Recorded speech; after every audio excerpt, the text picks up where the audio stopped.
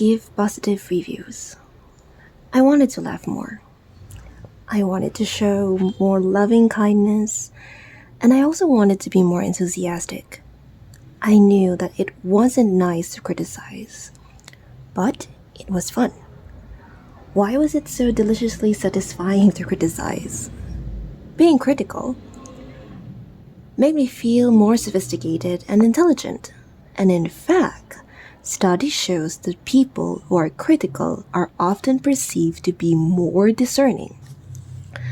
In one study, for example, people judged the writers of negative book reviews as more expert and competent than the writers of positive reviews, even when the content of both reviews was deemed to be of high quality. Another study showed that people tend to think that someone who criticizes them is smarter than they are. Also, when a person disrupts a group's unanimity, he or she lessens its social power. I've seen people exploit this phenomenon. When a group is cheerfully unanimous on a topic like the teacher is doing a great job or this restaurant is terrific, such a person takes the opposite position to deflate the group's mood. Being critical has its advantages, and what's more, it's much easier to be hard to please. Although enthusiasm seems easy and undiscriminating, in fact, it's much harder to embrace something than to disdain it. It's riskier. When I examine my reactions to other people, I realize that I do also often view people who make critical remarks as more perceptive and more discriminating. At the same time, though it's hard to find pleasure in the company of someone who finds nothing pleasing, I prefer the company of the more enthusiastic types, who seems less judgmental, more viral, more fun. For example, one evening, as part of a surprise birthday party for a close friend, we went to a Barry Manilow concert because my friend loves Barry Manilow. Afterward, I reflected that it showed considerable strength of character to be such an avid Barry Manilow fan. After all, Barry Manilow is, well, Barry Manilow. It would be so much safer to mock his music or to enjoy it in an iconic, campy way than to admire it wholeheartedly, as she did. Enthusiasm is a form of a social courage. What's more, people's assessments are very influenced by other people's assessments. So when my friend said, "This is terrific music. This is a great concert," her enthusiasm lifted me up. I wanted to embrace this kind of zest. I steeled myself to stop making certain kinds of unnecessarily negative statements. I really don't feel like going. The food was too rich. There's nothing worth reading in the paper. Instead, I tried to look for ways to be sincerely enthusiastic. For example, one afternoon at Jamie's suggestion, we left the girls with his parents while we went to a movie. When we came back to pick them up, my mother-in-law asked, "How was the movie?" Instead of following my inclination to say, "Well, not bad," I answered, "It was such a treat to go see a movie in the afternoon." That's a response that's more likely to boost happiness not only in her but also in me.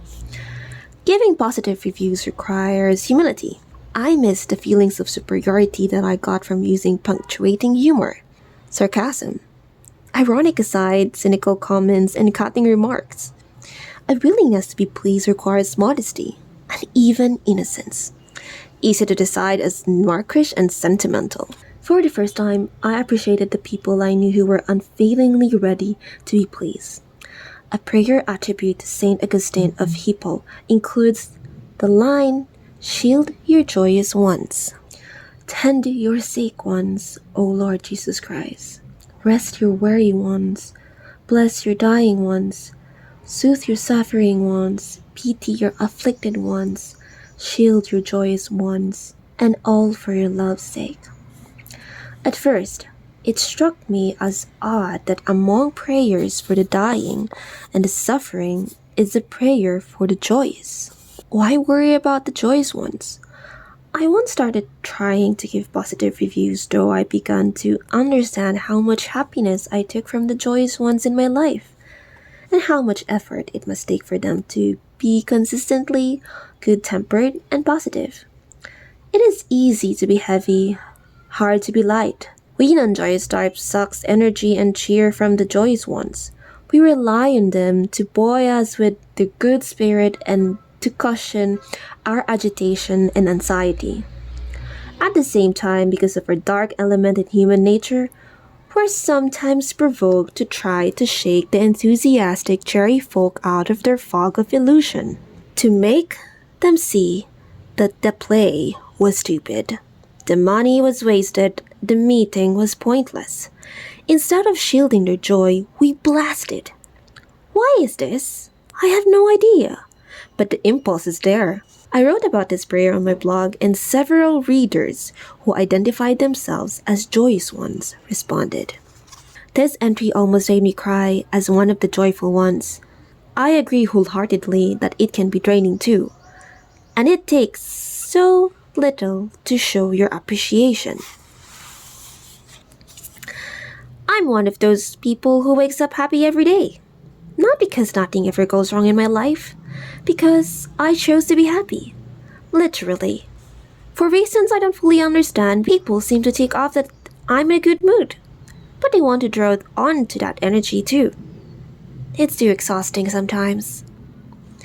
Gretchen, I'm also a joyous one. I chose to be. I chose it every day. I have recently gone to a traumatic breakup because my boyfriend, so couldn't stop blasting my joy, and yet also unrelentingly drawing upon it like a drowning person in a sea. I felt as if I was being pulled under more every day. I had to go or I wouldn't be able to breathe anymore. I didn't know anyone understood. These comments reminded me that the joy of the joyous ones wasn't inexhaustible or unconquerable.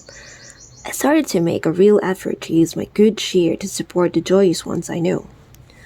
To keep my resolution to give positive reviews, I resolved to employ the intensive approach I used during the week of extreme, nice, and month of novel writing. Maybe a week of playing Pollyanna would help accelerate my move toward the positive. In Eleanor Porter's enormously successful 1913 novel Pollyanna, Pollyanna plays the glad game. Whatever happens to her, she finds the reasons to be glad about it. My own game, Pollyanna Week, would be a solid week of no negative comment. I knew I should act the way I want to feel. And if I wanted to feel enthusiastic, warm, and accepting, I wasn't going to get there by constantly making snipping comments. I woke up the first morning deep in thought about Pollyanna Week, and by 7 o'clock a.m., I'd already broken it. Practically, the first thing I said to Jamie was to chide him. You never answer my emails, and you didn't answer my email yesterday, so I couldn't get any of those scheduling issues settled. Do we need babysitter for Thursday night or not? The next day, I did the same thing. We were all sitting around before school when Eleanor started pointing to her mouth in what we thought was a cute way until she started making gagging noises. Quick, get a towel! She's going to throw up! I yelled. Eliza darted into the kitchen, but she still hadn't emerged when Eleanor began having half-digested milk all over herself, me, and the furniture. Jamie, go get the towel! He had been sitting, mesmerized by the sight. By the time they both rushed back from the kitchen with dish towels, Eleanor had finished throwing up, and she and I were wallowing in a big, yucky mess. Folks, that was not the fastest actions we could have, I scolded. We could have saved a lot of trouble if you'd been faster with those towels. Why did I throw a negative comment? It added to the general loss of morale without making any useful point. One lesson that Pollyanna Week taught me was that I could usually make my point, even if it was critical, in a positive way. For example, I broke Pollyanna Week during a game of Finders Keepers with Eliza. The point of Finders Keepers is to accumulate the most tiles. Can I trade my baseball cap tile for butterfly tile? Eliza asked after one round. Okay. We played another round. Can I trade my globe for a flower? Okay. We played another round. Can I trade my football for your ice cream sundae? I'd been getting increasingly annoyed. Eliza, it's tiresome when you keep trading tiles, I told her. Just keep what you get and you can trade them at the end. You get what you get and you don't get upset. All right, she said cheerfully. Only later did I realize that I could have phrased my request without criticism. The game is more fun when we keep it moving fast. Can we trade at the end?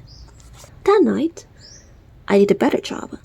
Largely because I was so tired that I went to bed at 9. Being asleep is a great way to avoid being critical. But when I said to Jamie, "So exhausted I'm going to bed now," was that a complaint or a statement of a fact? It counted as a complaint. I should have found a positive way to phrase it. Going to bed sounds so great to me that I think I'm going to turn out the light early. One big challenge of Pollyanna Week was remembering to keep my goal uppermost in mind. During the activities of the day, I forgot my resolution. So, borrowing from some mindfulness strategies I had tried in October, on the third morning, I started wearing a wide orange bracelet for the rest of the Pollyanna Week. As a constant reminder of my goal to make only positive comments, the bracelet worked fairly well, except that once I caught myself complaining to a friend that the bracelet was so heavy and clunky. So much for reminding me to make only positive comments. But I did have moments of triumph. I didn't complain about our loss of internet service.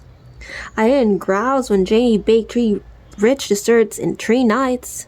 When Eliza accidentally ran Eleanor's stroller into the kitchen wall where it made a dark mark, I let it go without making a fuss. And when Eleanor grabbed my lipstick off the counter and then dropped it into the toilet, I said, "Well, it's an accident." During Pollyanna Week, I never did manage to go an entire day without a negative comment, but I nevertheless declared it a successful exercise. Though 100% compliance was impossible ambition, making the effort jolted me into an awareness of my usual attitude. The effect Pollyanna Week lingered long after the week was up.